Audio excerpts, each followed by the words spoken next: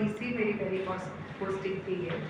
और मेरे last 10 years of service में एसडीएमशिप के बाद से मैं हमेशा अर्बन एरिया में रही। मेरी ज़्यादातर पोस्टिंग फरीदाबाद रही या सोनीपत में कुछ समय रही, रोहतक में, शहर में ही रही, कभी रूरल एरिया में नहीं थी। और ये जब ज़िला मुझे मिला था महेंद्रगढ़, तो अपना पोस्टिंग ऑर्डर्स में महेंद्रगढ़ देख के पहले तो मुझे यही डाउट हो गया था ये ज़िला है कहाँ पर, क्योंकि हरियाणा के इस भाग में मैं कभी नहीं आई थी, ना कभी इधर दक्षिण हरियाणा में कभी पोस्टिंग भी नहीं थी। तो यहाँ आते वक्त मन में एक थोड़ी सी शंका थी कैसा जिला होगा और बैकवर्ड होगा। कभी अर्बन एरिया से बाहर नहीं रही, मैं शहर में रही पूरा जीवन भर, पली बड़ी में सारी पढ़ाई मेरी दिल्ली से हुई, फिर फरीदाबाद शहर में पोस्टिंग्स, उसके बाद सोनीपत में, रोहतक शहर में पोस्टिंग रही है। पहली मेरी ऐसी पोस्टिंग थी आफ्टर एसडीएमशिप, बस एक एसडीएमशिप थी मेरी नारायणगढ़ के अंदर जो एक रूरल पोस्टिंग थी। This was my second posting जो कि जिसको मैं रूरल कह सकती हूँ।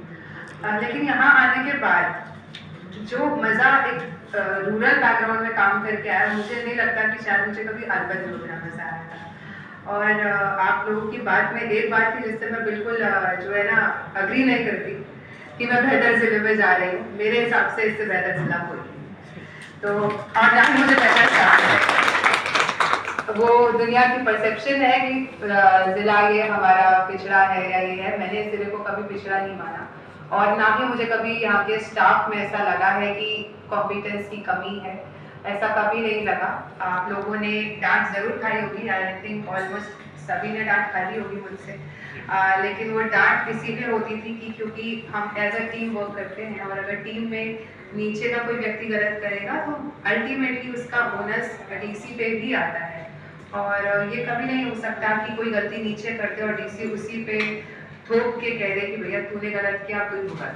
नो, आप गलत करेंगे, स्पेशली इलेक्शंस जैसे माहौल में नीचे से भी कोई कर्मचारी अधिकारी गलत करता है तो उसका अल्टीमेटली हमको ओन करना चाहिए और हमेशा सीनियर अधिकारियों को करना भी चाहिए कि अगर कोई हमारा अधीनस्थ व्यक्ति गलत करता है, क्योंकि हमारी ड्यूटी होती है उसको ठीक करना। यदि उसको उस वक्त हम ठीक नहीं कर रहे, इग्नोर कर रहे हैं और बाद में वो गलती कोई और तीसरा बार का व्यक्ति पकड़ ले और तब जाके हम उसको सजा दें, तो ये हमारी कमी को दर्शाता है, ना कि उस हमारे कर्मचारी या अधीनस्थ अधिकारी की।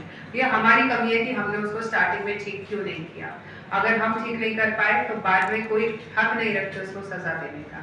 तो इसीलिए सब जो है यूजली डांट खा चुके होंगे मुझसे, क्योंकि थोड़ा सा फोकस मेरा रहता है कि काम सही तरीके से हो। अच्छा, इस जिले में आने के बाद एक चीज सब ने, आप में से भी कईयों ने कही कि इस जिले में कोई नहीं आता मैडम, कहीं भी जाओ कोई पूछने वाला नहीं होगा।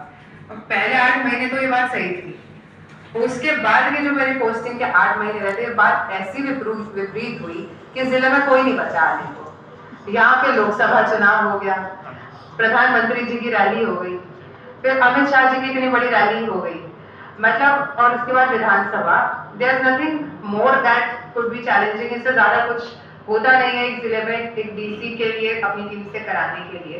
लेकिन अच्छी बात ये रही कि आप सबके सहयोग से, एंड आई अंडरस्टैंड, जब प्राइम मिनिस्टर विजिट हुई थी तो मैंने बोला पुराने ऑर्डर्स लाओ, पहले कब करा, ऐसे कहाँ रुकाया, तो वो कुछ चीजें पुरानी थी नहीं क्योंकि हम काम फर्स्ट टाइम कर रहे थे। लोकसभा की बात आई तो मैंने कहा नॉमिनेशन कहाँ लेंगे, कहाँ लेते थे अब तक, तो जी आज तक तो नॉमिनेशन दिए ही नहीं डीसी ने, क्योंकि हम तो कभी आर ओ नहीं रहे, आर ओ डीसी दीवानी होते थे, तो ये तो जिला पहली बार नॉमिनेशन लेगा।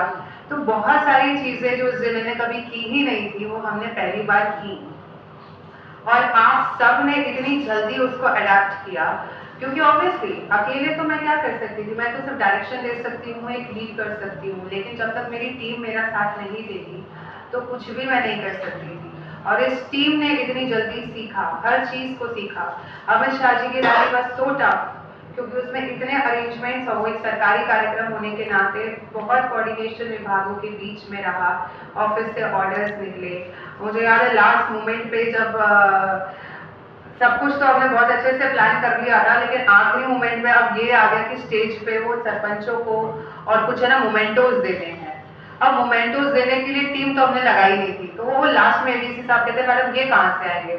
मैंने कहा जब कुछ ना मिले तो डीसी ऑफिस का स्टाफ काम आता है, निकालो मेरे असिस्टेंट। तो मुझे याद है कि इस ऑफिस के असिस्टेंटों को हमने वहाँ मोमेंटोज के लिए लाइन में लगा दिया था। तो हर चीज में जब कुछ नहीं होता तो हमें पता होता है कि हमारा स्टाफ हमारे साथ रहेगा और आप उसमें खड़े रहेंगे और आप लोगों ने उसको निभाया। समाधान शिविर सब यहाँ बैठते थे, कंप्लेंट्स ब्रांच इतना अच्छा काम किया। पूरे जिले में जिस तरीके से समाधान शिविर महेंद्रगढ़ में लगे थे उसमें पूरे हरियाणा में कहीं नहीं लगे थे। एंड दैट्स नॉट जस्ट कि मैं बैठी हुई हूँ, इसलिए क्योंकि आप सब उसकी वर्किंग करते थे, यहाँ की ब्रांचें उसको डील कर रही थी, वो शिकायतें हमारी जा रही थी, वो सारा प्रोसेस ठीक हो रहा था। इस पूरे कार्यकाल में कोई एक आरोप डीसी ऑफिस पे नहीं लगा, किसी अधिकारी पे, नीचे किसी कर्मचारी पे नहीं लगा। दिस इज बिकॉज की वी ऑल वर्क टुगेदर।